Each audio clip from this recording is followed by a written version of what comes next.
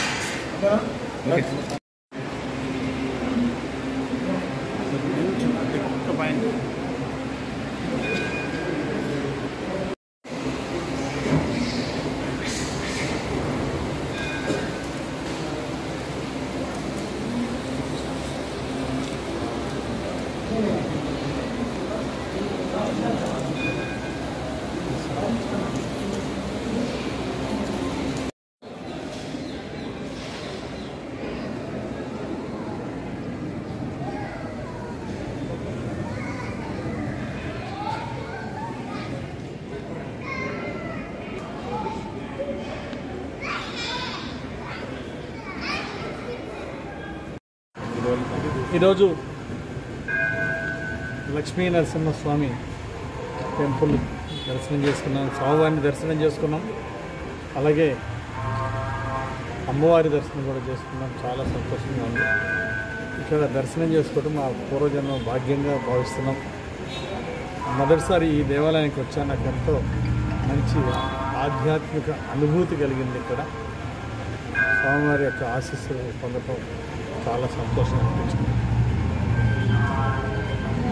నవనార క్షేత్రాల్లో 9 లక్ష్మీ నరసింహ స్వామి దేవస్థానంలో ఇది విశేషమైనటువంటిది.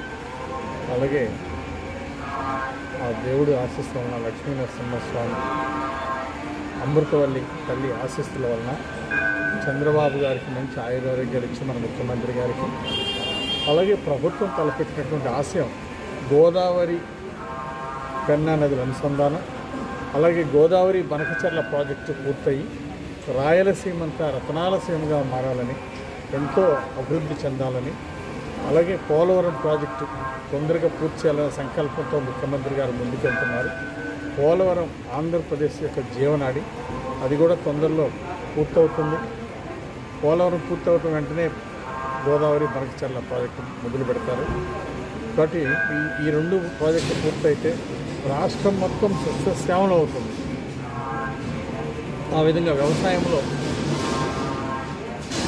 పండ్ల తోటలు ఆదాయం బాగా వచ్చేటువంటి పంటలను ప్రోత్సహిస్తూ ఉన్నారు ముఖ్యమంత్రి గారు.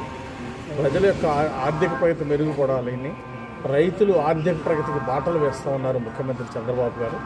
ప్రభుత్వం సబ్సిడీలు కూడా ఇస్తూ ఉంది మొక్కలు పెంచుకోవడానికి, పండ్ల తోటలు పెంచుకోవడానికి. ఈ అవకాశాన్ని రైతులు కూడా సద్వినియోగం చేసుకుని ఆర్థికంగా బాగా ఎదగాలని చెప్పి కోరుకుంటున్నాం. ఆ లక్ష్మీ నరసింహస్వామి దయ వలన మన రాష్ట్రం స్వర్ణాంధ్రప్రదేశ్గా, ఆరోగ్యాంధ్రప్రదేశ్గా, ఆనందాంధ్రప్రదేశ్గా ఎదగాలని, దేశంలోని యొక్క అగ్రగామిగా ఎదగాలని ఆ లక్ష్మీ నరసింహస్వామిని ప్రార్థిస్తున్నాం. అట్లాగే చంద్రబాబు గారు తలపెట్టినటువంటి మీటింగు సుపరిపాలనలో సూపర్ 6 సూపర్ హిట్ పథకం భారీ విజయవంతం చేయడానికి ప్రజలందరూ కూడా సంసిద్ధంగా ఉన్నారు. ఈ కార్యక్రమాన్ని కూడా లక్ష్మీ నరసింహస్వామి ఆశీస్సులు ఇచ్చి విజయవంతం చేయాలని, భవిష్యత్తులో ఇంకా చంద్రబాబు గారు ముఖ్యమంత్రి గారు ఎన్నో సంక్షేమ పథకాలు చేయాలి, ఎన్నో విధాల రాష్ట్రాన్ని అభివృద్ధి చేయాలని, స్వర్ణాంధ్రప్రదేశ్గా తీర్చిదిద్దడానికి బాటలు వేయాలి దిశగా ముందుకెళ్తున్న చంద్రబాబు గారికి ఆయురారోగ్యాలు ఇచ్చి, జ్ఞానాన్ని ఇచ్చి, ఇంకా వారికి ఎన్నో శక్తులు ఇచ్చి రాష్ట్రాన్ని ముందుకు తీసుకెళ్లాలని, మన భారతదేశం అంతా ప్రపంచంలోనే ఒక అగ్రగామి దేశంగా అభివృద్ధిలో ముందుకు వెళ్ళాలని దేవుని ప్రార్థిస్తూ ఈరోజు దర్శన భాగ్యం కలిగినందుకు మా ఎమ్మెల్యే గారు, మా మిత్రుడు ప్రసాద్ గారికి ప్రత్యేక ధన్యవాదాలు తెలియజేస్తున్నాం. అలాగే టెంపుల్ కూడా పరిశుభ్రంగా నీట్గా చాలా చక్కగా మెయింటైన్ చేస్తున్నారు, చాలా విశేషంగా.